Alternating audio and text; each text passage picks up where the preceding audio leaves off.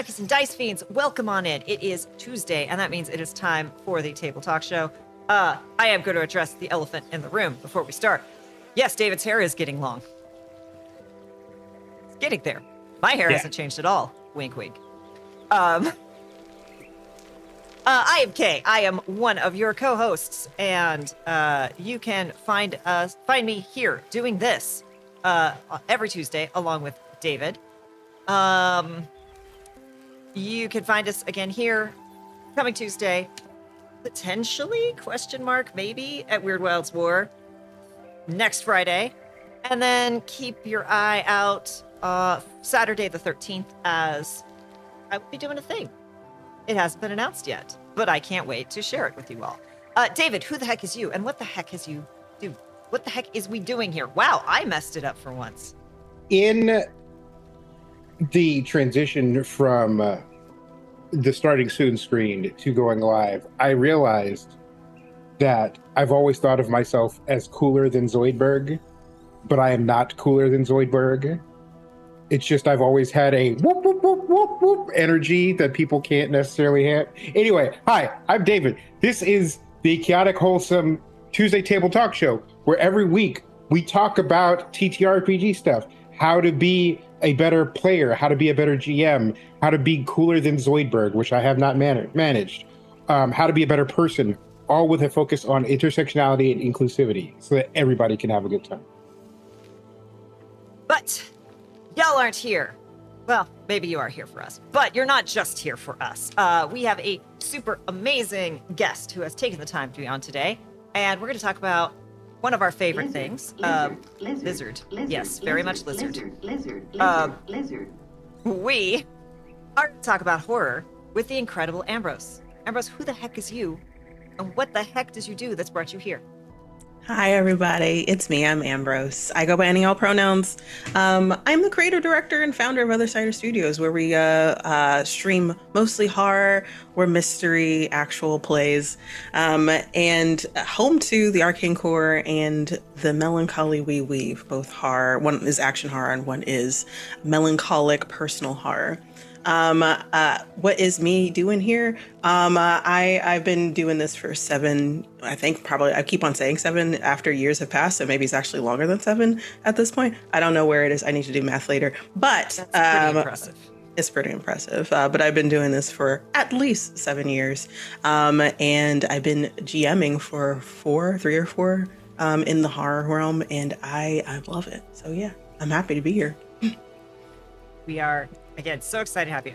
We've said this a couple times before, but David and I got our start on the channel. Well, we'd been doing stuff, but we kind of became known in the space because of Godplane, which was our original 5e horror setting, which we got to torture Candace the Magnificent and Brian Urban Bohemian with. And I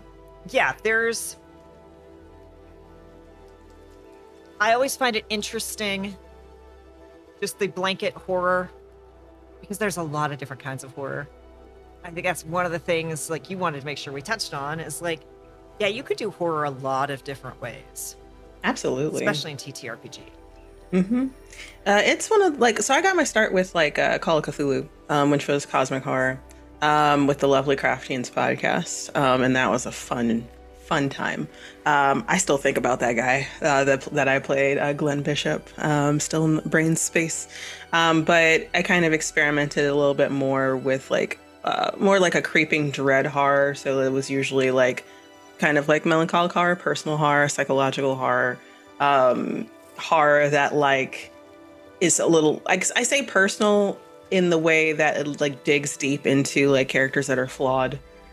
Which makes the horrors all that more terrifying and more intense. And I recently, I don't know if this is actual genre, but at least maybe in tabletop it is, bespoke horror is my bag more than anything, meaning, hey, I will make something that acclimates to the people that you made. And that's personal to you and your character that you could both feel intensely. And I do that the best if I had to pinpoint it. But yeah, and I recently am doing like for other cider studios, we'll announce it eventually soon, I don't know, doing a slasher, which I've never done before. That's fun. Like that is a fun time. I was not expecting that because I used to hate slashers. Because I'm like, what's Slashers the were- point? Yeah, like slashers were weird because they're also like very strangely like religious. Yeah, Kind that's the of. point of them. Like, Yeah. like the original slasher films. The whole point, because like in the original slasher films, the only people that made it out alive were the virgins. Like, Virgins. Yep. if you had sex or even expressed interest in having sex over the course of the movie, you got You had to stabbed. die. Yeah. Mm-hmm. Which, Yeah. but one was weird, and I didn't notice it at the time because, like, back in the day, I didn't like horror anyway. I didn't understand it, and my introduction to it was like either super gory or the slashers. And it was just the concept of it's just a guy walking around feeling like killing somebody because he was bored. Is like that's what it kind of translated to me in regards to that. And then they had like just in general like what is it like we have was it Freddy Krueger, we have it's like Jason Voorhees is like isn't that like Yep. Jason Yep. and just like what are we doing here like is how I felt at the time, but they're classics though. And then again I got introduced to those creeping dread. You don't know what it is. Whereas in a slash, you know exactly what it is. You're very aware of like what the bad thing is. It's just, will it come for you though? And though it stems from like a religious background, it can evolve and probably has evolved into like, hey, what is the condition set for this guy to murder you? Which is very interesting. So yeah, like that's one that I'm experimenting with this year. That's really fun. So yeah. Did you ever see the film Red Eye? That's like the plain one, right? Where like Yeah, taking Cillian red eye. Murphy. And, Yeah. I didn't get to watch all of it, but I was like, oh, this makes me uncomfortable. But that is the point, I think. So it was like, it was one of those that really grabbed me because I'm like, oh, it starts as a meet cute, and then okay, this is too real. I don't like this. Feels like real life. yeah. I just kept If on anyone seeing has to like kill me, I clips just of like it. Cillian Murphy. I remember watching because the only insight I have into it, I think, is probably near the end where like running away from this guy off the plane. I think finding a way off, and I was like, oh, I don't like. Just from that alone, I'm like, I don't think that's something I want. It's just No. like I don't think good storytelling though to capture like that intense feeling. But I would say there was one that I really it left my brain. It'll come back eventually. There was like a movie that I thought was really cool. It'll come back eventually though. But yes, what were you gonna say? Yeah, like when we did, I think our tastes in horror align a lot because when we did Godplane, it was kind of the idea of it's a story that's meant to be told more than once. It's cyclical. It's keeps going, and even though there are kind of the same major tentpoles, we customize it every time for the characters who come through. So it is very personal. And Herb gave it my favorite description ever. He's like, Godplane is basically consequence horror. Mm-hmm. They're like, everything in my backstory was used against me, and then I make a decision in the game, and then that is used against me. Mm-hmm. Consequence And horror. Love it.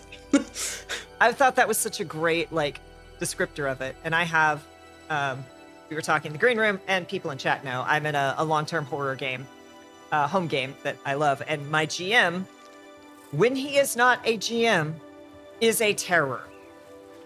He's not a gremlin. He is a terror, and he will commit every crime in game because he no longer has to be everything in the entire world. Yes. Right.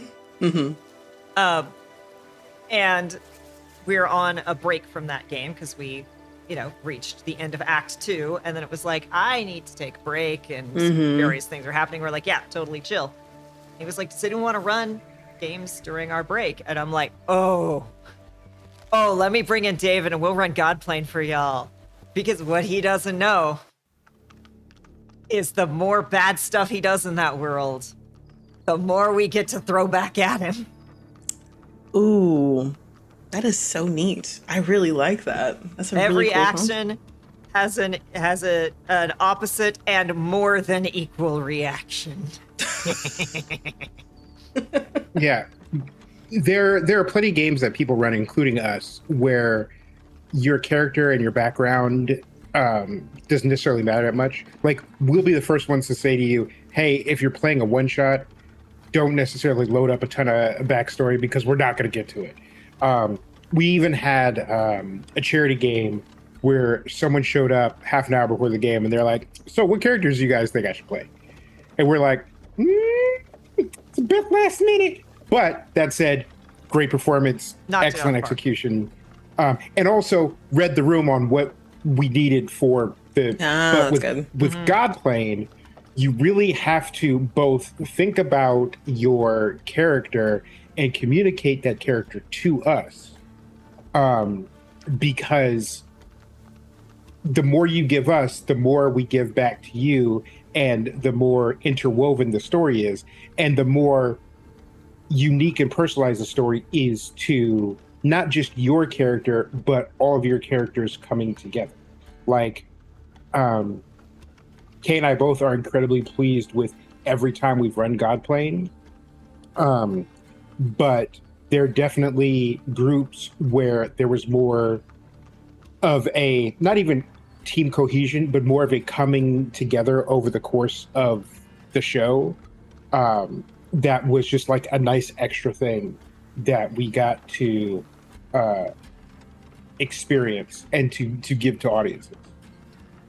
Awesome. Lurking Rider says that he definitely has a preference for the creeping dread, suspense building, cosmological kinds of horror.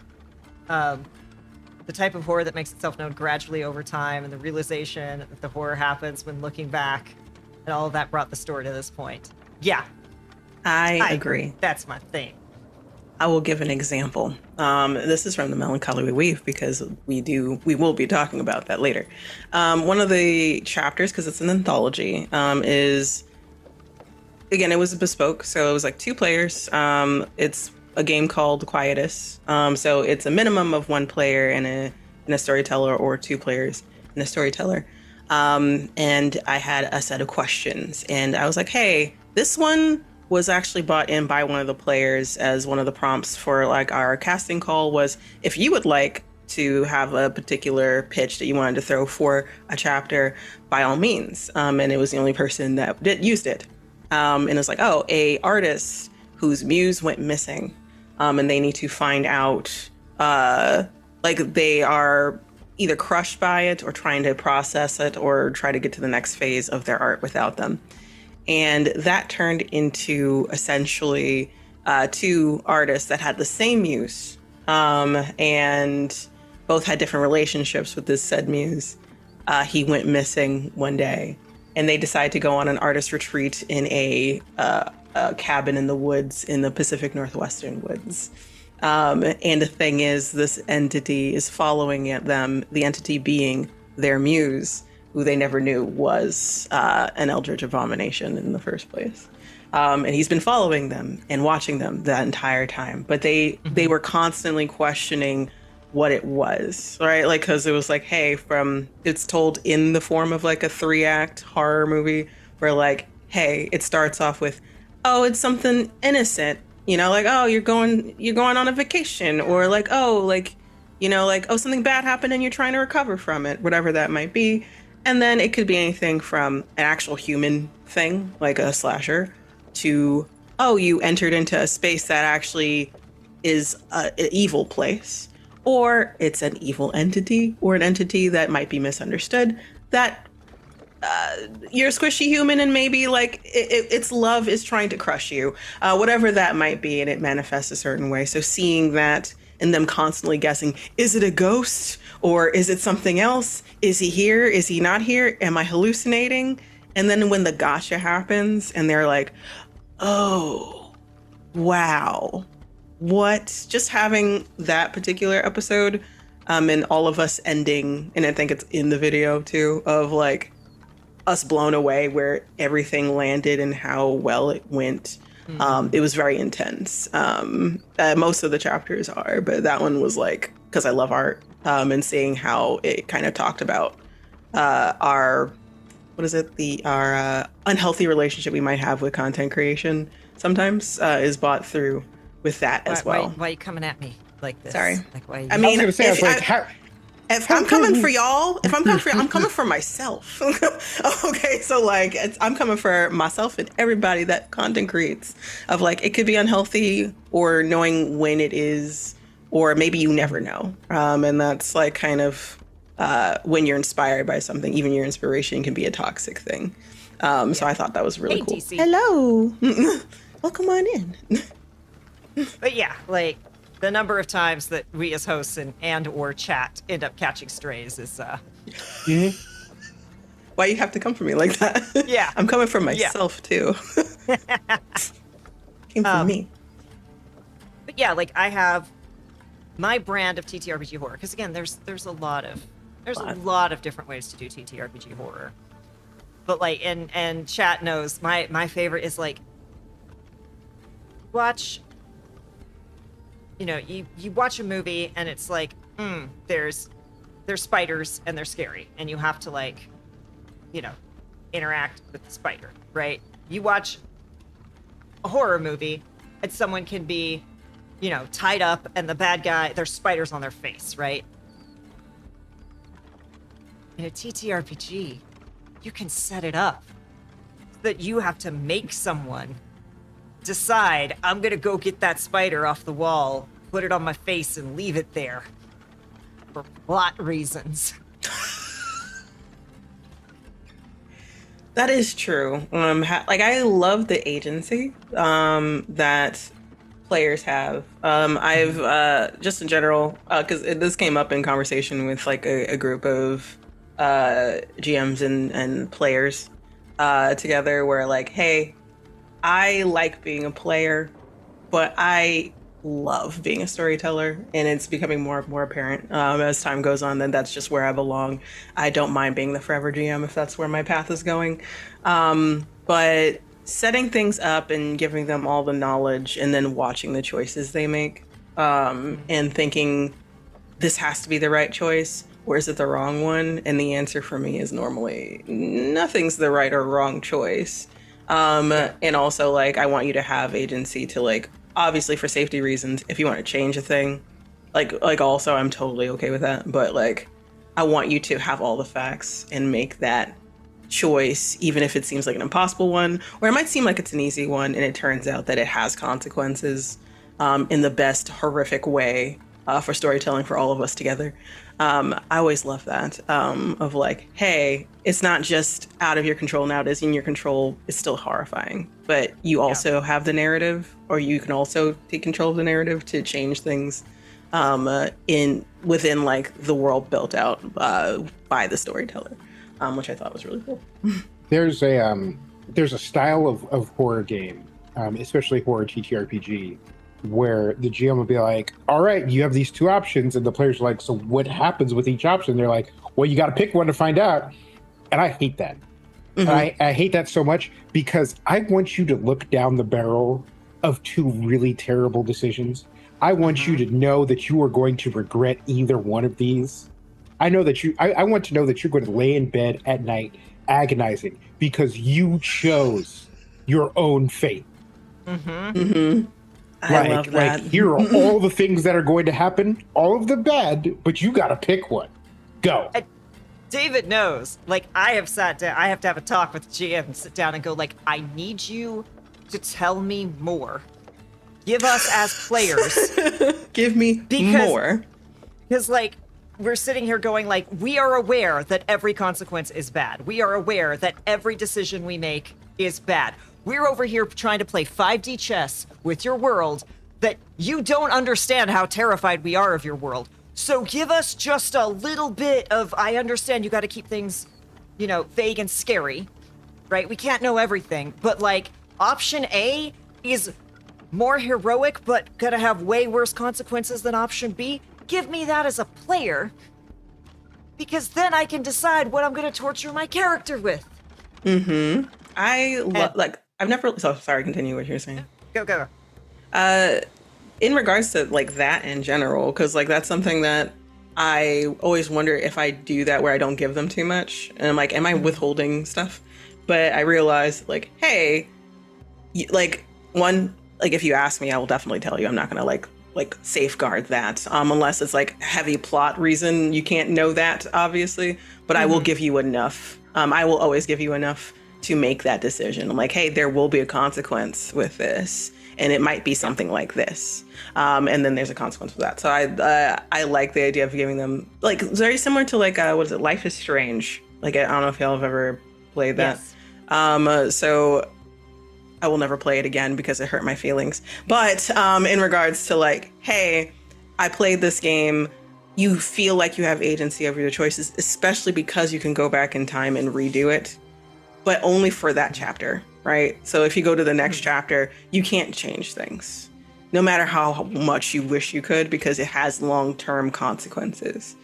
Yeah. You still have the choice in the moment, though. So I like that of like, hey, it's not taking away from the story by like, hey, even if you decide to change your mind from it, okay, I'll write the story or continue down that path as if you made that final choice, though. But you can't go back and change it. I want you to see how it blossomed and how it changed the world or changed the story. I think that's a really beautiful thing. Yeah. And I think most players now there is. I want to be careful how I say this because I tend to say like I think most players, but I'm actually talking about like most performance players, most folks who play, you know, for stream. Yeah. Because let's be honest, there's a lot of players who are like, I want to bonk things and roll rocks, right? Like role play doesn't really come into it. So obviously I'm not talking about that, but like most folks, whether they're performers or just playing in a home game, but like really into it, especially in a genre like horror, want to make things worse for themselves. Yeah. Right. So give them the opportunity and let them make the worst choice so that they can like deal with it later. David also knows, like, I played a lot of different systems, and like I met Candace and some other people through a Mothership game that we played. And like there's bits of Mothership that I love. I hate the like consequence roll table because like there's like an injury roll table. Like if you take a certain amount of damage, you know, then it's like you roll to see what kind of injury you get. And it's like you twisted your ankle and now you have a concussion. And I'm like, can you just let me tell you? Because I will make it worse. Whatever is on that roll table, I want to make it worse. This is what my character has earned. Let me make it relevant. They earned this. Let me make it worse. Yes. Let me do that Yes. for you. I mean, David, do I ever not make things worse for my characters? Look, I will give Kay credit Yes. that, and Kay believes in knives. Kay is like, here are 3 knives. Stick them in my back, please. Now, Here, I'm going to give this to you. The problem is Kay also, you know, traipses around, skipping and whatnot, stabbing other people too. Because everybody, look, if there's one consistent rule of this channel, is that everybody gets the smoke. Ah, yes. Okay. Everyone gets the smoke. So yes, here are knives for you to stick into my back. Watch me stick knives in other people's back too. So like Well, my no, back is to here's you. Go the for thing. Yeah, like if other people have knives, Mhm. and I in or out of character become aware of this, yeah, I'm gonna use it. it. Yeah. I'm love that. gonna poke that little knife. Kay and I played in a game where their character Kinley was a menace. Mhm. And to be clear, I like all of Kay's characters. That doesn't make all of Kay's characters any less of a menace. Mhm. And so my character, and again, I have to be careful both with the characters I make and with the villains I make in games, that people don't think it is me. Like I hate these characters, these people as much as you do or more. Like Kay can tell you that when I was writing the sort of mid-level boss in Godplane, I was like, I will fight this motherfucker. I hope he steps on a Lego in the middle of the night and pisses himself. Fuck this guy. Kinley but- is my wood fist fight on side character for. Yeah. I'm throwing hands. And after I whoop his ass, then I'm throwing frogs at him. Like. So I show up with a character that is completely dissimilar to me. Is this self-important asshole, also a serial killer, thinks that he knows all sorts of things, even thinks he's good at directions. And Kinley is notoriously bad at directions. Like, if Kinley has picked a direction to go the opposite way. Except Kinley knows this and will hand a map to someone else and be like, figure out where we're going. Whereas my character is like, nah, I got this, and then will proudly march us in the wrong direction. But my entire role very quickly became, I am here to fuck with Kinley, while Kinley is here to fuck with everybody else. And then I also got included in the, Kinley has found a way to, in the most wholesome way, fuck with this character. The end.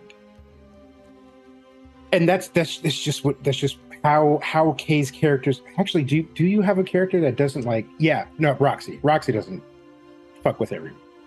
No. Roxy and does Burton her best. doesn't. Burton Roxy does her does best. But all the disaster queers, menace to everyone. Menace to the party. To be fair, and Roxy's everyone. also a disaster queer. True. In a different direction. Roxy is a paladin of the Flying Spaghetti Monster.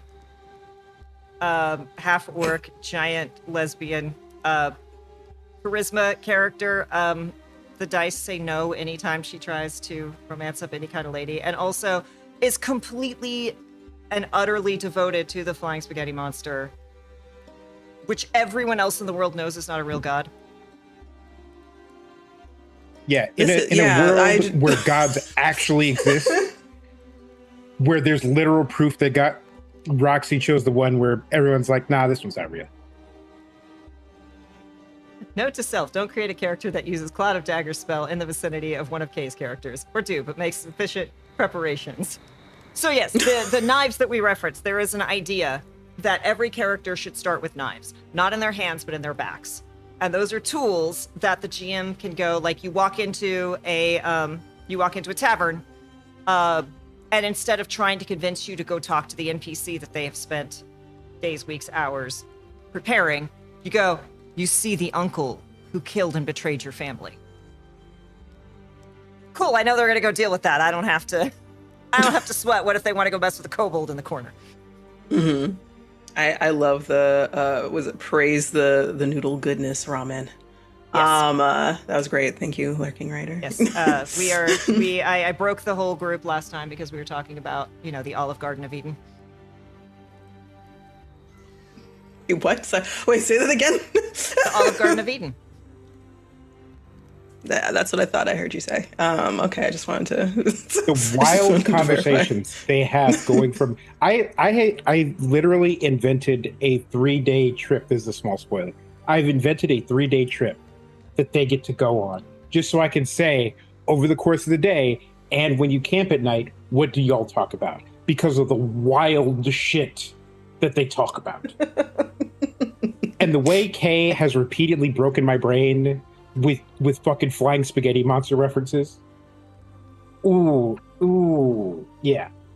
I can only imagine. But that was another little. While we're talking about horror, right? Horror is really important to do a certain way, and by a certain way, I don't mean like it has to be on random. Like keeping the mood, keeping the tension, but also knowing when, how, and where to break it. Yes, is so important. And a big part of that is giving breathing room for your player characters to sit down together and go, trauma bonding processing. That is one of those things that I've, like, for Melancholy We Weave, like, it was a during session 0, is one of the things like, hey, for people that haven't or aren't used to playing horror, or like have, but like we've done a lot of breaks because like either I played with them before or like it's so sudden. I'm like, hey, breaks are gonna happen. It's okay. But for the sake of this particular type of horror we're telling, I'm going to need you to try to like feel it and hold it to the best of your ability, so that not only do you feel it, the people that are watching you are also feeling that tension. Because I do when I edit it, so like I do the sound effects and the background music. So the tension is also coming through with the sounds also. So I'm like, hey, the creeping music suddenly happening. Yeah, that's what they felt too. So breaks will happen, especially if it came out of nowhere. Like it's just like, oh, Jesus Christ, what do I do? Yeah. And then we come back. We come back to the moment and keep that tension, which is amazing. I love when that happens. But that is the way, like what you're talking about, Kay, in regards to like, hey, for me, like, I don't know if like that's, would you say that's all horror? Or would you say that's like for those creeping dread horrors? Or would you say that like in general? Yeah. I mean, I think it also depends the kind of horror story you're trying to tell, right? Because I think especially with genres like slasher, so here's a really important thing to know is that you cannot maintain that level of tension for 3 hours, right? No. There have to be like downbeats. Breaks. You have to give people, time and breaks. So like I can see where if it's a slasher, especially if it's kind of like someone did like a whole like final girl, everyone's competing to be the final girl and who's going to be the last to live. And I can see how you don't necessarily want a lot of time for bonding there because it's less about character growth and more about who's going to survive. But I really enjoy horror that is kind of empowering to the player to be able to stand up against these things, to be able to grow beyond trauma, right? Because I'll be honest, a lot of the horror that I play is just so I can cope with some trauma. Like I do it healthily. We're not out here trauma dumping on people, but like, yes, being like, okay, look, this is a thing that I'm dealing with. Being able to tackle it in a slightly divorced fictional setting, that makes it a lot easier for me to know how I start to react and be able to like cope with that when I'm dealing with that in real life. And like, you definitely need those breaks. So having the downtime, but when we run Godplane, and I actually had to. It's funny that David started with Zoidberg today, because that was our reference is like, okay, if a Mind Flayer shows up, please don't immediately go, whoop, whoop, whoop, Zoidberg, right? Like, do that after you've defeated the Mind Flayer. And you're like, oh, we lived. That's a great way to break the tension. Oh, absolutely. Jet Set Judy, thank you so much for the raid. Oh, hello. Welcome on in, everyone. Hi. Quick recap. I am Kay. She, they, and I'm one half of the Cataclysm team. This is David Lee, my co-host, and we are chatting with Ambrose about horror, Other Side Studios, and the Melancholy We Weave Book 2. That's coming soon. I hope you're looking at the screen, David. Look at the stream. Look at the stream. You got to see what popped up with Judy's little arrival.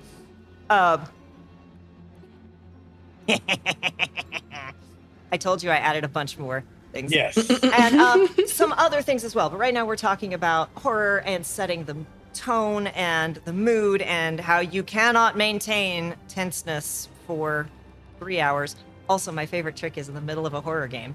I do, we use Bardly, and so I do like pipe in music. So when the music changes, everyone on stream is like, But my personal favorite was in the middle of a scene, in the middle of a horror game, I just started a timer and didn't tell anyone why. Oh my God. Everyone, look at the timer. What's it for? Yeah, everyone's Let's like, find out. it was like, Kate, do you know that there's a timer going? Okay.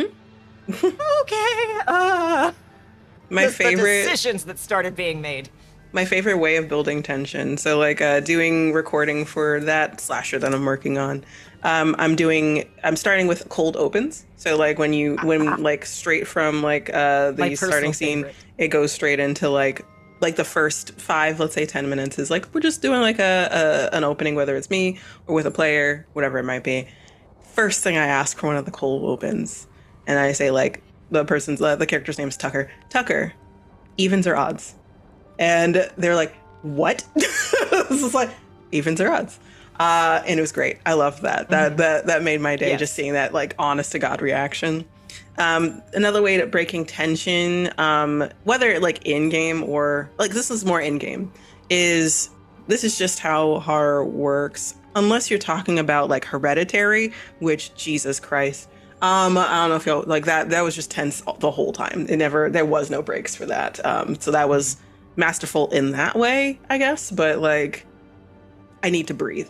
So a good way to like break is like there is a moment of peace of some sort, and I don't say it like as the storyteller, but it is heavily implied. You have a moment to think things through, and if I don't have the time to do that in the game itself or that session, it will be an actual break of like, hey, we're gonna take a moment because that was intense. Do we need to like take a moment or whatever that might be?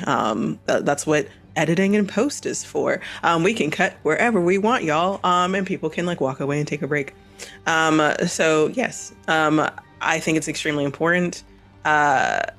Luckily, like at least in recent history of like being a player in horror, I've never had the feeling of being stuck in tenseness for long periods of time, or I felt comfortable saying like, hey, I need a moment.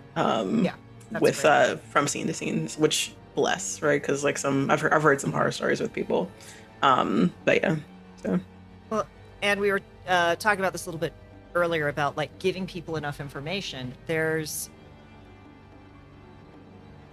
kind of a mindset among some GMs, especially in horror, and while I do understand this, it's sometimes toxic, and sometimes it's just like they feel they need to do this to get the tone. But David and I will actually, to an extent, like overshare, especially if a scene is very intense on one character. So like there was a scene in one of these where it was one of those spotlight focus trials specifically for this player, this character. Everyone else is going to be in the background. You are here. This is your moment, and it's not going to be fun. Like it's going to be cool at the end, but and like I before the session like messaged the player, and I'm like, hey,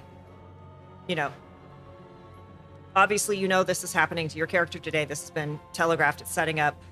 You will lose control of your character for part of this scene. I promise you, it will not be permanent. You will get control of your character at the end of that scene.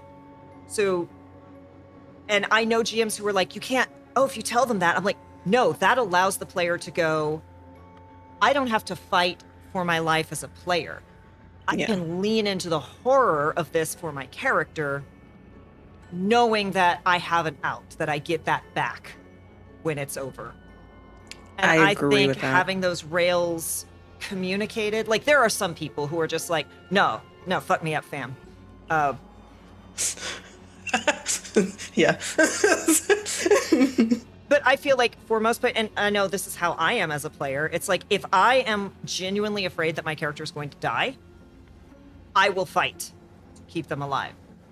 If I am told, hey, something really bad is going to happen, but, so long as you don't clearly indicate that you are ready for your character to die, you're going to get through it. Cool, I'm leaning into that. I'm making this so bad for my character. 100%. I Hey, Lamia. 100% agree. Hi, how are you? It's Lamia. One of the players from the Melancholy We Weave. So yes, welcome on in. So yes, we could talk. We can continue talking about this, but I do want to make sure we talk about Melancholy We Weave and Book 2 because that's a little bit important. And thank you for the follow, Peanut Butter. Welcome. Thank you for the follow. Yes. So we were trying to see if we wanted to like tackle it this year. But a lot of stuff like life things, a lot of stuff is happening this year, y'all. So please take care of yourselves out there. That's what I've been doing because I needed it. And I like, yes, that. And on top of that, like transition careers, well, not careers, jobs.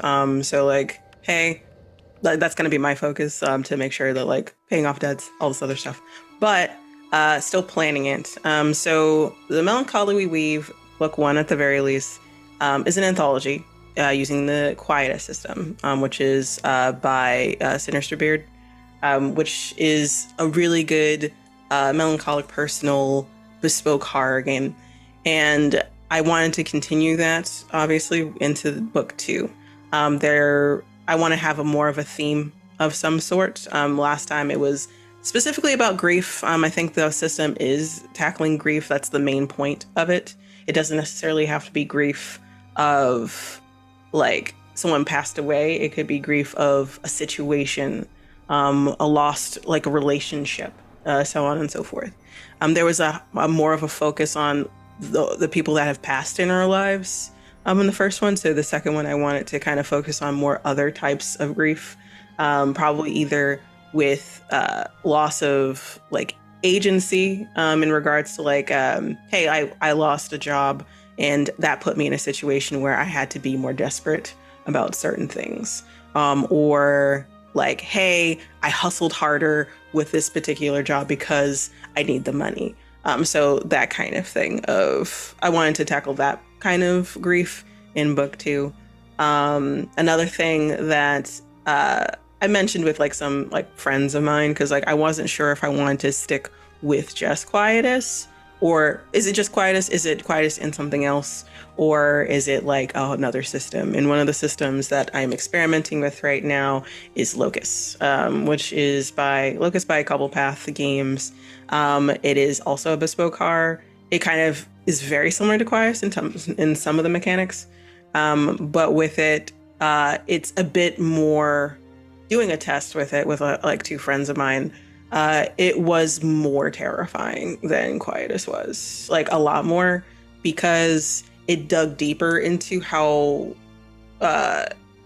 like guilt about with a person, specifically like, hey, the mechanics itself of a character is, hey, you did something horribly in the past. It's something that might have changed you as an individual. So this is something like an example being like, hey, because I wasn't there for a friend, they ended up getting hurt or passing away. I didn't think it was a big deal, but it actually turned out to be a big deal. And I ignored their phone call or I ignored their text message, and they found themselves in a bad situation.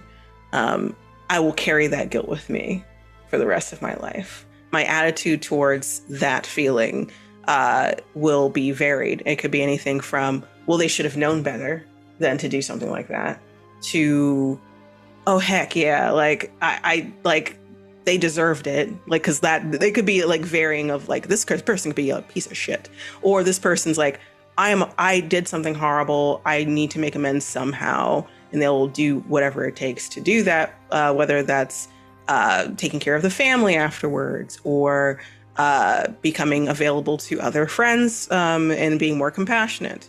But the thing is, they enter into a location at some point. It could be anything. It could be a liminal space. It could be a perceivably normal place, but that place is called the bad place or a Malus Locus. And that place feeds off of that negative seedling, that guilt that you carry with you. And from that guilt, it makes an abomination custom to your guilt. And that's the fun part for me. There's a mechanic for me to make a monster just for that character. So, and it is so unique depending on not just those mechanics, but what is described by that character. So like, if you say certain phrases, a good example of the test had been, the person that I wronged wore so many masks. They wore so many faces. They could never be, I'm going to read that later. But I was like, they have many faces. They never knew which mask to wear. And then making a monster that changes faces is an example of that. which is very unique and it makes the monster unique for each playthrough. That would be great to dig into more horrifying scenes, because yes, Quietus is terrifying. It's a creeping dread. This is a very rapid creeping dread straight to like monster-esqueness. Think more like Silent Hill, where like, hey, I think that is the touchstone for that game, is like Silent Hill. You're walking into a place, you're looking for somebody, and you're met with a monster that makes no sense. Like it literally will break your brain, and you need to find a way out of it, or you need to confront it. Either way, and you might die. It's a survival horror game that is personal. So wanted to see and test if that would work, if that would be like a one-shot thing, or if it would be like a several-shot thing between one-shots, because again, it's an anthology. Each one is meant to be a one-shot. So that's what we would like to do, something more horrifying and more personal is what I would like to do. I want it so much. I want it. Give it to me. I would love it. We are trying to pick up probably next year at some point.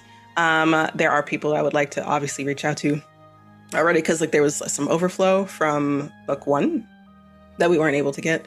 But also, like, I don't know how long it's going to be, because I would like to tell as many stories as possible with some really amazing people. But I would say that there will be an open call at some point next year. Waiting. All I'm saying is when you said that this liminal space feeds on the guilt and shame in you, I thought to myself, oh man, if this motherfucker took a bite out of me, he would be a fat piece of shit. He would be so full.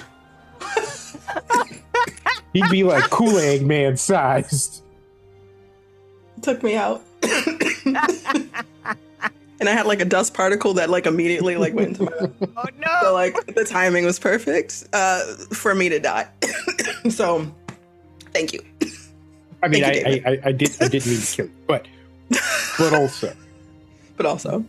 So, yeah. And it's also funny that so like in my exploration of not just horror but different types of horror, I've gained an understanding that not only is a lot of horror highly culturally contextual, but there are also so many different types of horror. And it's funny that you bring up the idea of not just identity, but having multiple masks or multiple ways that you present yourself. Because, and correct me if I'm wrong, Kay, but I think in every single version of Godplane we ran, there was a character where their central theme was, I present these perspectives of myself to others and none of them are true. Mm-hmm. Or I seamlessly move through these different identities. And one of the things that they had to really confront in Godplane is their truest self, and being comfortable not only seeing their truest self, but embracing that truest self for the sake of everyone else. Look, y'all, we've had a lot of queer people and play horror games, and Yeah. sometimes those themes are just a little too Real. just a little too yeah. It's right there. Yeah. It is kind of a universal experience. Mm-hmm. Just yeah, like I have a really bad habit of putting a little bit too much of myself into a character and not really realizing that bit of that character was me until I'm like, and the horror game the horror home game, like it reached the point where I'm like, I just realized years into this game that I gave my character, I spelled differently, so because I only saw it, so it didn't, but I named my character's mother my mother's name, spelled differently, and it was like, oh, that has to change. That has to change right now. Yeah, Listen, David, that was a fun realization of like, nope, we're changing that. The K lore is always spicy, and there is no depth to it. For years, Kay will just like we'll be talking about something random, and then Kay will be like, "Oh yeah, such and such happened," and then I'll be like, "Stop, record scratch. Excuse me, what? You're just gonna randomly finding out casually more, just drop casually this dropped, traumatic thing and act like it's not a big deal? No. The whole horse, and you're just like, excuse me, what? Yeah, neurospice must flow. Exactly. And I agree with the making. I'm trying to remember the last time it happened. The one I remember the most was like making in the Lovely Craftians like Glenn Bishop, who is like I made a cop, but at the same time like, hey, I actually don't like being this character, so they became a PI. I think near the end of the first. Was it season 3 and so it was 3 and 4 with that character. So season 3, like, oh hey, like no, like I made that character have social anxiety, and I didn't realize that I had that during the time of like I didn't know, like I thought like on paper like, oh, that makes sense because we wanted to try to give characters that had flaws that like people could relate to, and stuff like that. And then I was like, oh, I actually don't like that. Like having fear based off something you actually have is pretty, one, not a good idea, but if you're not, it's also kind of sucky if you're not aware that you have it. Yes. So I was like, oh, I'm learning something about myself. It's real At the table.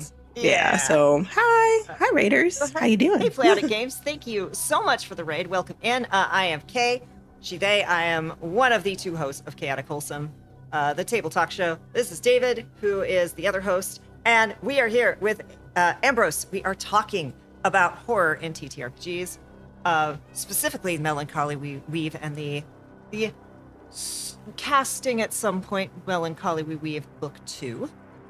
And just horror. We've been all over the topic of horror in TTRPGs because we are all giant horror nerds. I think I speak for all of us when I say like TTRPGs and movies, right? Like and books. Like give me the horror. I horror. I would like to circle back to agency because I love horror movies. And I love the idea of horror video games. But I've talked about it on the channel before where like I can't play horror games. Oh, me either. Because you have like part of my joy in watching horror movies is watching people do dumb things that I would never do. Yes. And then suffer the consequences. Mm-hmm. Or like they make choices that so for instance, Nope is one of my favorite movies. Like anything by Jordan Peele, but Nope took me out in regards to like, oh whoa, like this was there was, I call it like the masterclass of horror, and I tell anyone, hey, if you didn't get it, if you don't like it, you didn't get it, essentially. Unfortunately, watch it again, and take notes. But with that, I liked seeing. It felt good to not know what's going on. Obviously, like they made a choice. Luckily, the main characters, it wasn't a dumb choice. It was just like, oh yeah, it's a UF. I'm sorry if I'm spoiling anything, y'all. So if y'all watch Nope, it's been a few years. So I apologize. But like, oh yeah, like taking pictures of a UFO is seemingly harmless, right? Like that's, you wouldn't think, you wouldn't like. You wouldn't think Jean Jacket would happen, so like, it was just like, you wouldn't think that would happen. But then there were clear people that like went beyond the point of like, that was dumb. Actually, like what you just did there was not a great idea. Flirting with like something that essentially is like an animal, like a extraterrestrial animal. Don't try to seduce the dragon, y'all. Don't try to I understand we do it in game. Don't actually try to seduce the dragon. Right. If the dragon is in front of you, please do not seduce the dragon. Because there's no guarantee it's going to shapeshift into its human form. No. I was watching Lamia's stream the other day, and they were running Gaggle, and the Gaggle they were running was top 10 like most adorable creatures in the animal kingdom, or adorable baby creatures. And like 8 out of the 10 were all predators. And multiple times Lamia had to like pause the stream and be like, listen, the lady in the broadcast said, don't don't go up and pet these things, let me reiterate, is not friend-shaped. It is not. Do not go out and touch. And like, there's an argument to be made that like, you know, they took wolves who were not friend-shaped and eventually domesticated them. But you do not have thousands of years to transform this wild animal into. So it's like, if it's a baby snake, if it's a baby hippo, if it's a baby lion, like, understand, like, I get cute, cuddly, whatever, not cute, cuddly. Do not cuddle. Don't touch it. Leave it alone. Wide berth. Leave it alone, y'all. I know that bobcat has that adorable little tail, and it feels like it's friend-shaped. It's not. Don't pet the freaking bobcat. It is pure muscle and fangs. Right. Like, too many people move through this world without the clear understanding that they are made of meat. Like, this is a meat delicious. Suit, yo. Right. Like, we are all piloting our meat mechs, okay?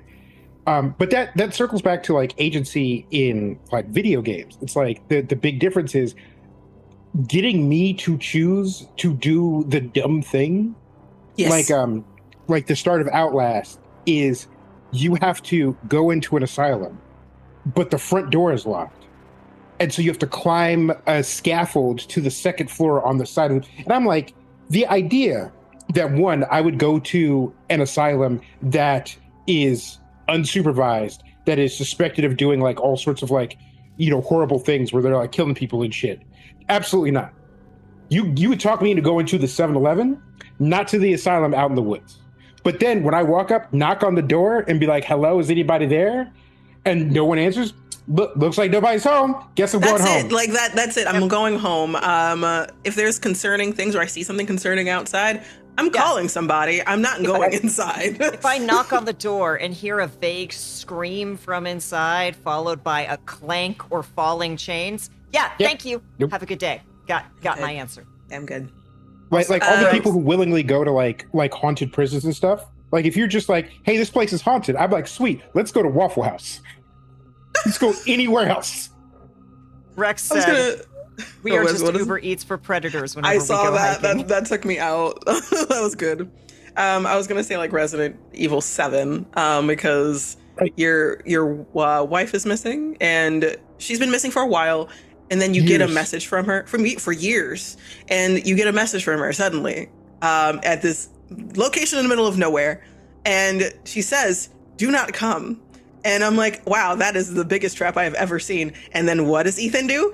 He goes to the place in the middle of nowhere and doesn't tell anybody he went to the place in the middle of nowhere. In the year of our Lord 2023, or whenever the game came out, he gets a VHS tape. And I'm sorry, but if you've been declared legally dead and you need to let me know that you're alive, do not send a VHS tape. Because I might do all of the homework and all of the legwork to watch that thing. But once I see it, and you're on it, I'm just gonna be like, nope. And then it's not just the middle of nowhere. It is the bayou in Louisiana. And listen, I am half Creole, half Cajun. I have family from them swamps. And I have met people where their first pair of shoes they got as an adult. Mm-hmm. And let me tell you, if one of my family members, a blood relation, was like, oh, come on back to my place down in this swamp, and we turned down a dirt road and then down another dirt road, I'm turning around, I'm going home. I'm good. David knows I grew up in the sticks, in the middle of nowhere. And I'm sorry, I am a country girl at heart. If I hear dueling banjos, even if it's just in my head, driving up to your place, I'm not going there. No, thank you. No, I saw Lamia send something. I really appreciate that when you play with Ambrose, because they anticipate smart people and you still get horror gameplay without having to act like you've lost your brain cells. Thank you.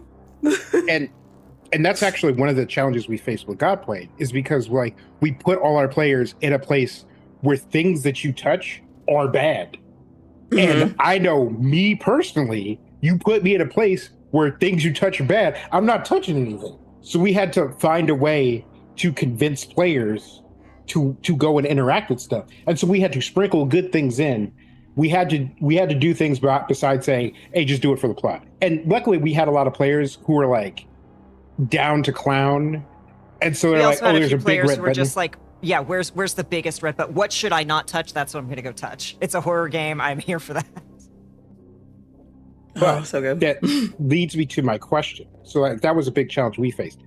In putting together your horror games, what are the biggest challenges you faced? Besides scheduling. I was gonna say that. Like schedule. That's everybody's. That's the big bad. That's for the first everybody. boss, yeah. That's the first boss for everybody. But and can be the hardest first boss. Which why? But in regards to setting up, I guess like for me, I'll use an example of a game that Lamia is in right now, which is the slasher game. It was setting up like I have like a sheet that I use for everything. Like I call it a primer.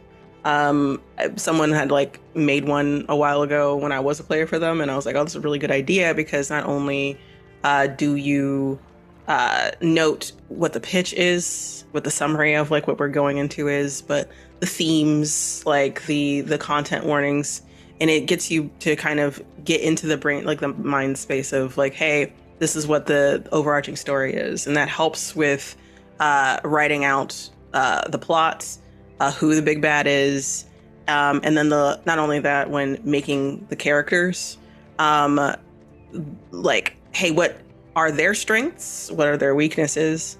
I want them to like highlight both of those things. I never want to make a game that kind of, to Lami's point of like, hey, you find yourself at a house that's broken down, and like, and it's just like, and you have to get in that thing. No one would willingly go into that house. I'm sorry. Like, no one is willingly doing that. But if you present a reason for them to be in that situation, that is a rational reason. We're not doing like the whole horror movies from like a few years ago when like let's just climb through the window of this abandoned house in the middle of nowhere. No one knows we're here. Like, no one is doing that anymore. At least I hope not. No one's doing that anymore.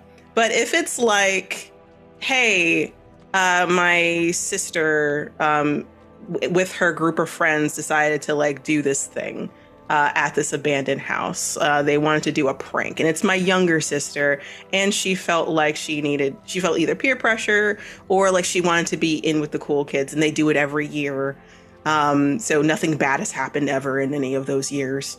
And then I haven't heard from her. And then like now I gotta check on my kid sister. Probably not even a big deal. I'm going to tell my group of friends that I'm going to this place, and we're going to check it out. And it is well within their rights at that point to like, hey, what happened? For me, I also write down like, if they decide to go into the house, this is what kind of will happen.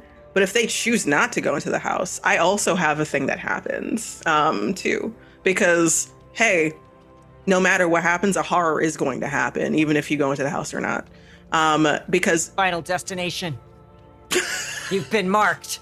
You've been marked. Right. You're here. You're in the scene. You're in the situation you're in. You still want to find out what happened to your sister. You might not want to go into the house immediately unless you heard something that sounded concerning about your sister, right? Like that's the only thing that you could think of, maybe, that like you might go in and look for your sister. It doesn't matter if it's a doppelganger. You don't know it's a doppelganger, like kind of situation. Like you don't know what's in there. Or if you're like, no, I'm not going in there. Then the horror is outside with you because I have that choice, right? Like, so, but you don't know that I shifted for you, or I have an alternative, whatever that might be. I want to set the situation that's reasonable, but hey, it's up to you what you decide to do, because you might not choose to do the obvious horror thing because that's silly. Like it's just like, I don't want to go into abandoned house that will probably give me like tetanus. Like I don't want that, like just in general. But there might be a reason. We've all had the why is this idiot running upstairs? Yes. But no one ever asked that question if the trapdoor to the basement opens up and a monster climbs out, and then there are also monsters climbing in through the windows on the first floor. Like it's like, well, where else am I gonna go? Like you like hurting is also a thing, right? And is up a good choice? is up a great choice? No, but it is the best choice available in the And- moment. Like it's the Yeah. only option you have, because you can also like roll to find out if there's an alternative option, but that might be rolled at a disadvantage because you're panic, right? Like it's like, what do I do depending on the system? If there's like a mechanic like that, or like, hey, now you got to roll something because what do you do? In Quietus, anything that you do is the same roll. It's not like you have stats or anything like that. It's just like, hey, you roll and you either pass or succeed to do anything that has risk. So if it's looking around to see if you see anything while you're being swarmed, and you pass, yeah, you found an alternative path. But it was kind of on the line. So like you might put yourself at risk a little bit, but you can make it. Or if you fail, you took a little too long to look around, you didn't see anything and something sideswiped you, kind of situation. Or you just pass and you found it, you were able to jump out that window right in time. But hurting's a thing. Having, obviously, like as a storyteller, don't fall into the trap of having multiple branching things. And when I say that, yes, you can branch a little bit, but don't like have like choose your own adventure level where there's like 20 plus. Just 3 main things that might happen. They didn't go in. They did go in. Alternative third thing that you never really thought of. And trust your players to like choose the adventure too. Because like I'm hoping during session 0 and even chats before the first session, you talked about, hey, the horror needs to happen. This is the premise of what you're walking into. Because luckily I haven't happened where like, let me explain everything about what's getting ready to happen to you. And they're like, no, I'm good. And then they leave. And I was just like, wow, okay. Like what? And they do that in any chance they could, versus like, so saying no to the adventure, which luckily no one has done. I mean, look, but I have had a character in a situation where like we were on a ghost ship. It's a dead ship where weird stuff is happening, and I'm like, I am so aware that we are in the paranormal that like I've been walking trying to find someone. The water is rising up around me, and the further I walk, the higher the water is getting. And I was like, I can't get off this ship. So the character is going to do the only smart thing: shot from the flask, run back the way they came. Mm-hmm. I can't break the game because I'm on a ship and space is being messed with and I cannot get out. So the GM could just, here's my little character moment of like, I'm doing the smartest thing I could do. Yes. Mess with me, GM. Where do I end up? Where do I go, GM? Go off. So love that. But I thought that was a really good question, David, of like, hey, how do you set up? It is just knowing the players. Again, and this is the only time because like I forgot about like talking about UX too. I use UX I'm going to be really honest. I use UX when I GM too, by the way. So that is user experience. I am getting information from my players. I am finding out the best experience for them, and I am setting it up for them. So like, hey, we're all coming together because yes, I'm the storyteller, but I'm not the only one telling the story. There are other people telling the story, and I am giving the trust in the players as well to add their own flavor into scenes. I can describe something horrible and grotesque, but I also want to give credence to like, hey, something that has to do with your character's backstory that would apply in this situation. If we were talking about Locus, like, hey, what does the monster's eyes look like to you that remind you of that one moment? Like, what color do you see, and what feelings does it evoke? And that might inspire them to like what their reaction is. That might inspire to them like originally they were getting ready to run away, and maybe they might walk towards it instead because it reminds them of the person they hurt, and they want to apologize, even if this thing looks like a nightmare, like an absolute nightmare, like with knife hands. Like you're walking towards it because I want to apologize. Like I think that's very unique. So yeah. Hey, Rubenanza. Hello. And yeah, like asking, again, stuff like that is really important. Like one of my favorite questions, like, what are your goals for this character? Like, what do you want to explore with this character? Because even within horror, you know, hey, maybe I don't want to explore this, but I do want to explore this. You know, like, hey, I am not that I've ever done this. Like, I'm bringing in a character who's a tiefling, and the big bad is a tiefling. I'm not interested in doing the family, it turns out we're related thing. Like, say that. Mm-hmm. Just gives the, like, I'm looking for found family, not like blood family and the conflicts that comes with, oh, when if we're, I don't care if it happens, but that's not a focus, right? And that Mm-hmm. can help your GM so much, especially in horror, because the more I know about what is important to your character and what you want to tackle, ooh, the more fun it gets. It's so fun. I also usually come up with like a set of questions. So like obviously do like we build our characters, but either before or right after we build characters, I have like anywhere from like, hey, 3 to 10 questions that like will lay the groundwork of the story that not only am I building, but like, hey, y'all are building too. And that will flavor it, and it will make sure that, hey, we're talking about the things y'all want to talk about, not just what I want to talk about. Because yes, I would like to talk about grief, book 1. Specifically loss of a person that you loved or cared for, whatever that might be. But grief is not just my experience, it's everybody's experience. Don't forget to support me. Okay. This is great. Thank you, Ilaria, for the resub. And yeah, I had a small fight with a pair of scissors, and most of my hair is gone, and I'm very happy about it. Zycrum, welcome on in. Welcome on yeah, in. and talking about like your briefing, like I think part of the reason David and I have had the groups we've run with Godplane be as good as they were is because we specifically sat down and we're like, here are the pillars of this campaign, right? Yes. Like it is going to be like, you know, hidden truths revealed. So don't come in and dump episode 1, your character's entire backstory. And like it's kind of set up to where PvP can potentially break out, right?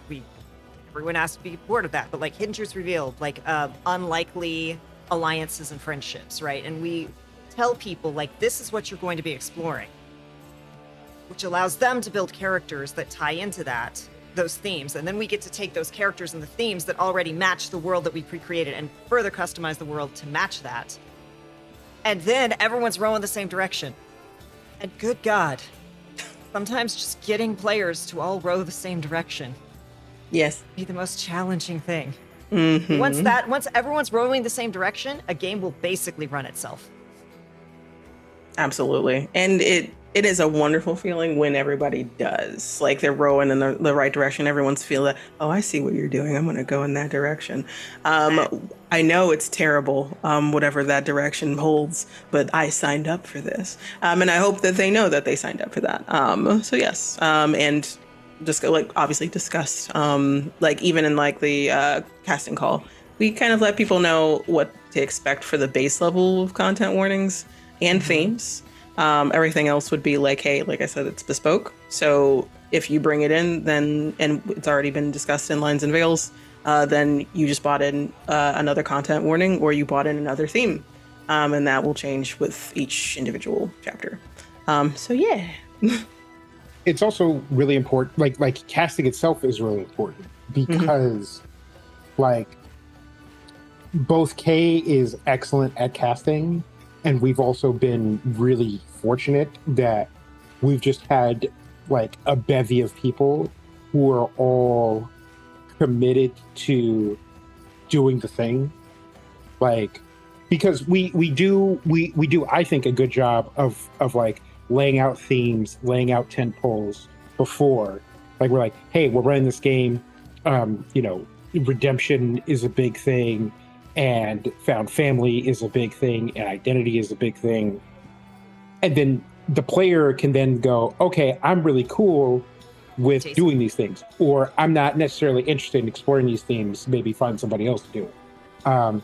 Because Kay and I both have watched streams where one or more of the players is definitely not on board with what's happening. Like where one player will just be in a room doing something by themselves, and everybody else is like moved on to the next thing. And it's like, come on, Or you you're gotta, playing you horror gotta. and someone's got their Knuckles the Hedgehog meme character running around ruining the mood. That Knuckles was, is an cheetah. enchilada. Enchilada? Enchilada. Not an enchilada. Enchilada. They're really weird animals. They're sorry, Oh, those- Australia. They're yeah. they're Australian and they sweat milk. They sweat milk? They, That seems right they for don't Australia. have- Sorry, they Australia. don't have mammaries. They Echidna, yes. yeah. Echidna. Echidna, Okay. yes, I said it wrong. Echidna. Yes. Yeah, they don't have dedicated mammaries. They just their milk glands will or their That their sounds glands will right produce milk when for it's time. a animal from Yeah, Australia. they're one of the earliest marsupials. I think they're marsupials. Oh, Pretty sure they're marsupials. I might be wrong. They might be male. Well, Every single thing I Anyhow. learn about Australia makes me understand why the British used it as a prison colony. Yeah. Like, if you want to punish somebody, send them there. yeah. Anytime someone explains an animal from Australia, I'm like, that makes sense. It's just like that doesn't sound like a real thing. And it is. Yes. so before we go down that rabbit hole, because as everyone knows, I worked at DeviantArt as a moderator, and We can I talk have about Sonic. So many scars. I have so many scars from the. I still Oh. can't watch the Sonic the Hedgehog movies because that fandom, that fandom was Oh. worse than the bronies. Outside of the jar, but we don't talk about the jar. But We don't talk you had about the another jar. thing. Yes, we had another thing. Yeah. You had another thing. Yes. It's something that will be coming about, and y'all will see more people promoting it. So I'm a part of another anthology series. It's not going to be on Other Side of Studios. I will be working with Gnome Anne, Kendo, Scary Dog Friend Joe, and Wes Franks on a anthology called The Grave Ink Society. We will be very similar to Midnight Club, or people coming and converging and telling stories around a campfire. And they will be, it's essentially, there's going to be a meta narrative where hey, we're all coming and talking. We're inviting a new member to tell their horror stories, and each horror story will be us telling, as one of us will be donning the GM hat, everybody else will be characters in said story, and we'll be testing out different games. So I'm really excited for that, and there will all be horror games of different types.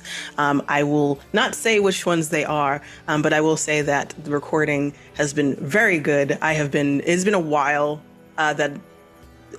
since I've been scared as a player. Honest to God scared, and I have been twice. We've only had 2 recordings. So let me be very clear. I've done my session 0, and Kendo has done their session 0 as well. I am super, super excited for that. So yes, we are trying to release in October of this year, so it's pretty quick. Seeing how amazing these people are in terms of being players and storytellers and mapping out their tales has been extremely inspiring. And I can't wait for y'all to see them. Seeing everyone wear their GM hats as well as their player hats and just rotating.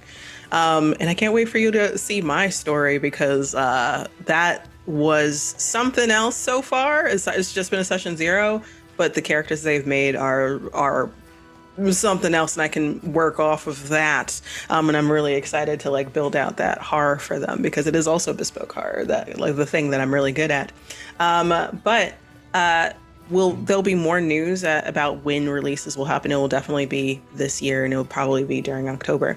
But currently, right now, we are looking for sponsorships for us. And more information about that will be coming soon, probably this week. But if anybody knows anybody that's interested in sponsoring a group of horror GMs telling wonderful, tasty, and very deeply horrifying tales, and passing the buck between us, by all means, reach out to us. Any of us, you can reach out to, more than likely, No Man, for that, as well as Kendo. But yes, and we will be streaming on Gnome Anne's Twitch. It will be on their YouTube later, and eventually it will be a podcast too, which will be on Kendo's Tales Yet Told there. So yes, I'm excited, y'all. It has been a very tasty horror that I'm excited to share. I wish I could tell y'all more. I'm trying to see if there's anything else I can just send your way. Right. Just a little something. There's, go ahead. I was going to say, as we were discussing in the green room, if y'all are looking to run horror games for October, get on it. You're already late. Yeah. Yeah. Start organizing now. Please do. And I know that we are coming out with Arcane Core Gifts of Fear on Other Side Studios that will be coming out during October as well. It's a prequel to the award-winning Arcane Core series on Other Sider Studios. I'm really excited for that one because we have Sinziak, we have Moz, and we have B Zelda that will be playing in that. They're all wonderful. I can't wait for y'all to see that horror tale using the Magnus Archives RPG. That was wonderful. Oh, David pinged. You did. What was that? Listen, for those of you who have not listened to the Magnus Archives, which is a horror podcast, if you like horror, do yourself a favor and go listen to it. Please do. One of the most well thought out, well executed pieces of media I've ever experienced. And that's saying something because I've consumed a lot of media and also told a lot of people that the media they were constructing was ass.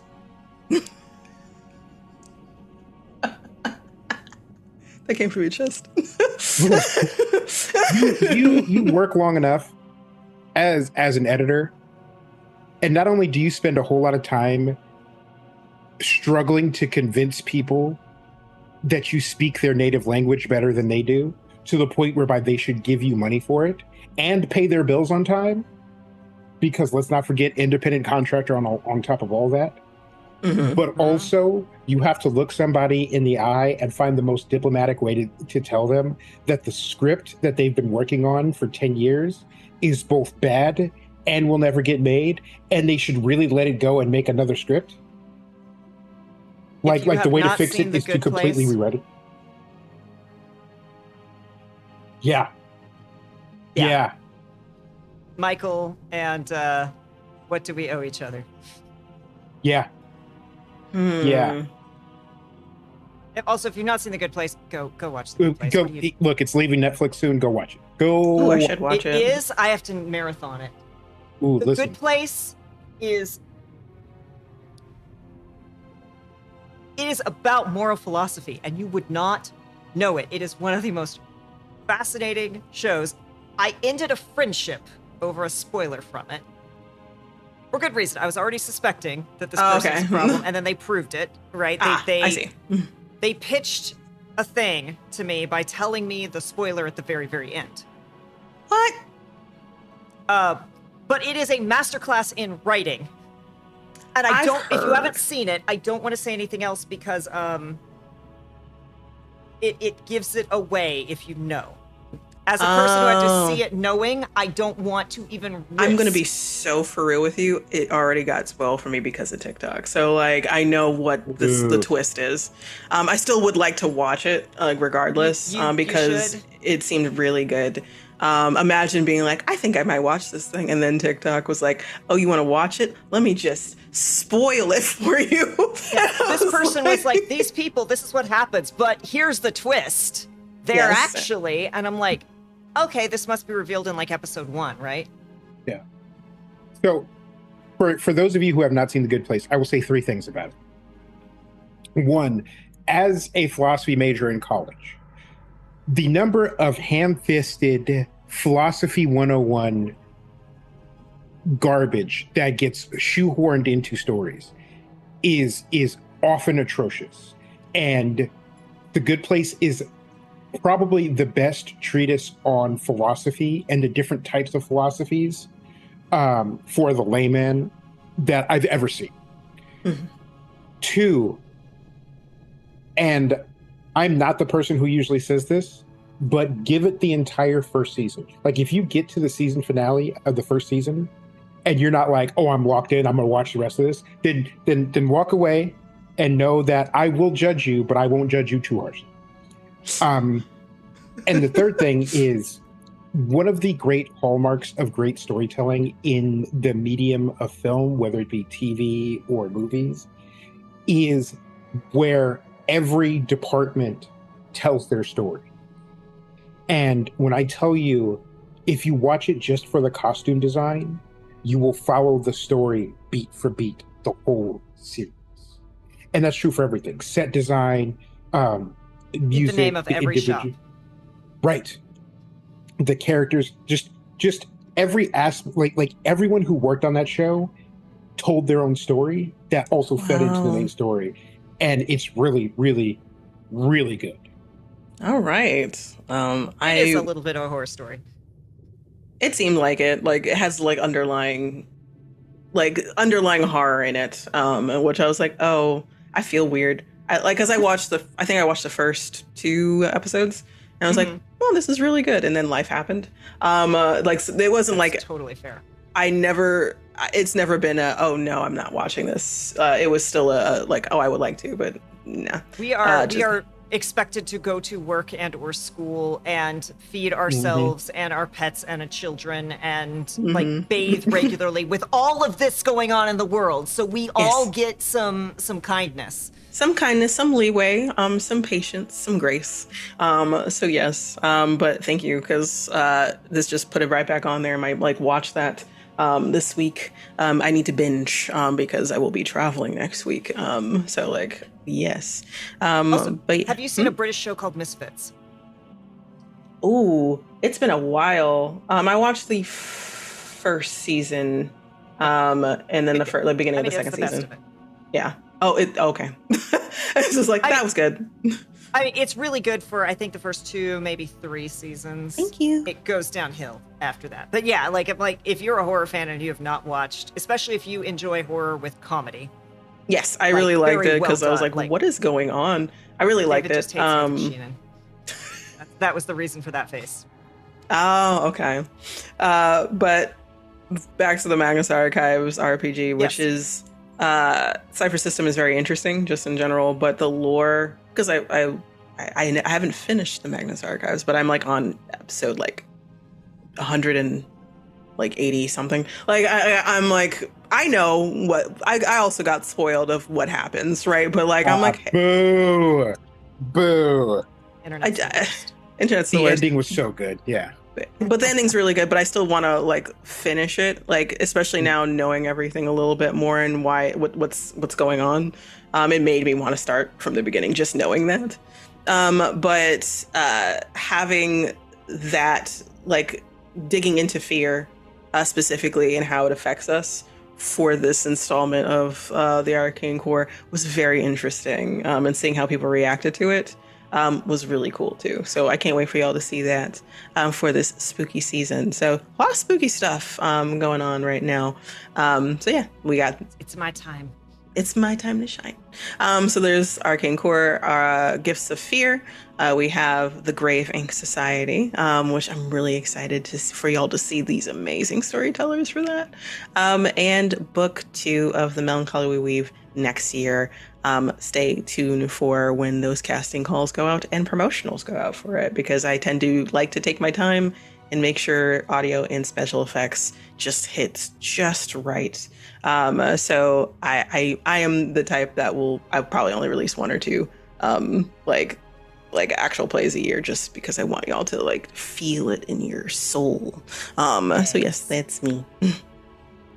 Spooky season, raise everyone's spirits. Yeah. I have this is tangentially related. I have a little tiny short red flask with a little Christmas tree on it, and that's my holiday spirits, because that's Halloween is my time, not Christmas. I work too many years of retail. Can't do it. All of my holiday spirits are in Kay's liquors cabinet. I feel that. I'm so sorry.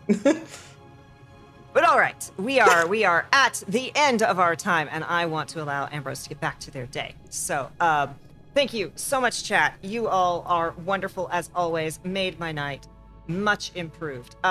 Thank you, Judy Jetset, for the raid. Thank you, Peanut Butter, for the follow. Thank you, Playotic Games, for the raid. Thank you, Darkman119, for the follow. And thank you, Alaria, for the resub. We appreciate you all. Quick question. How would you best use centaurs in a horror setting? Wow.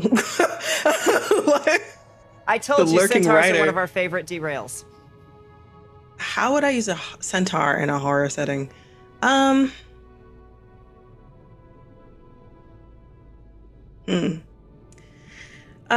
I would say because I've seen like a couple. I think there was like a like an animation that had to do with centaurs at one point. Like it was like different types of centaurs in general. So it wasn't necessarily just a horse bottom and like a human top.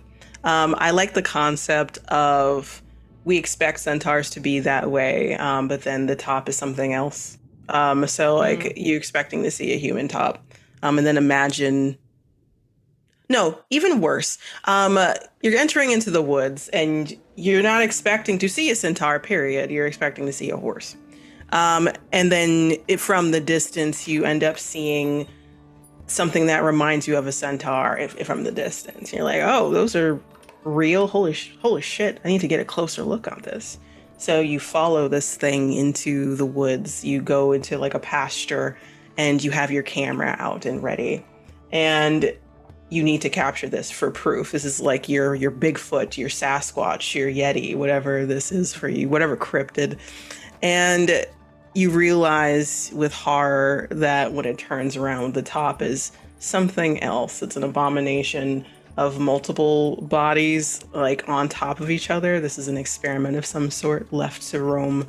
The chest cavity might be something grotesque. I'm not going to go into detail about that if some of y'all are squeamish, so I'm not going to do that. But imagine, use your imagination, everybody. And it has multiple eyes, multiple hands, and you realize, oh, heck no. It saw you. And unfortunately, horses are pretty fast. I think they're like 40 miles per hour, 40, 50 miles per hour. In my brain, it makes a noise like... Yes. Imagine a mouth like covered by fingers that are like locked like this. And those fingers are like pulling apart to see several rows of teeth before it aims for you, and it gallops. And now you have to use the terrain to your advantage. So yes, that's how I would use a centaur in a situation. I made a Franken centaur, but otherwise I think they're majestic. So like, it's just like, oh, I don't know how to make a majestic animal, majestic mythological creature into something horrifying. Oh, I'll just make it something grotesque instead. So it was posted in our Discord a day or two ago. I'm not impressed by centaurs splitting their horse and man parts evenly down the middle. Show me a creature that's half horse, half man, but all the parts are jumbled together. Man nose, horse ears, man eyes, horse neck. Show me the travesty. This humble wretch, show me sin. That's awesome to that person. And also, you're welcome, Lurking Rider. That was a really good question. Because I was like, what? I was like, wait a minute. But yeah, thank you for that one. Always get the brain going. Get the brain juices going. So again, thank you all. You are absolutely wonderful. I'm Kay. I've been your one of your hosts. Find us here every Tuesday doing this. That is all we're doing for the rest of this week. But next week, hopefully Weird Wilds War with B Zelda, so you can play with them. And then a thing on Saturday. Keep an eye out. And then next month, will be coming out the fourth and final season of Emergency Power Podcast, which is the homebrew Starfinder 1E campaign where I play the worst person in the entire world, but they're trying to get better this time. David, who the heck is you and what the heck has we been doing here? I would just make centaurs carnivorous. No, I'm David, and this has been, is, and will be the chaotic, wholesome Tuesday Table Talk Show, where every week we talk about TTRPG stuff, how to be a better player, how to be a better GM, how to be a better person, all with a focus on inclusivity and intersectionality so that everybody can have a good time. And Ambrose, thank you again for being our guest. Remind us one more time where we can find you and your cool projects. Thank y'all. And I'm sorry if I glared at the camera. There was a dust particle that like kind of just blocked it all out. But hi, everybody. Taking it personally. Sorry. Hi, everybody. This is my social anxiety horror right now. I'm right here awake for nights thinking about that clip. Hi, everybody. I'm Ambrose. I go by any and all pronouns. You can find me everywhere as SS Ambrose, except for Twitter because I'm not on that thing anymore. I'm just like privated and no longer using it. But you can find me on Blue Sky or Threads or Instagram as SS Ambrose or SS Ambrose _. If I couldn't get that title, find me with the underscore next to it. You can also look at all my links and everything that I'm doing at like beacons.ai/SS Ambrose if you want to get all the things. I think those links have been put in, the link has been put in here.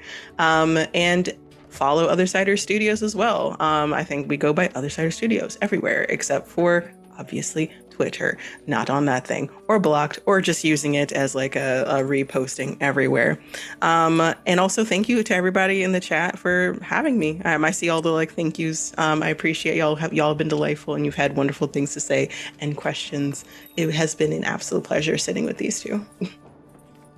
So thank you again, Ambrose. Thank you, David, for being here. Thank you, chat. You always make my Tuesday better. Until next time, as always, be kind to yourself, be excellent to others, and we will see you next time.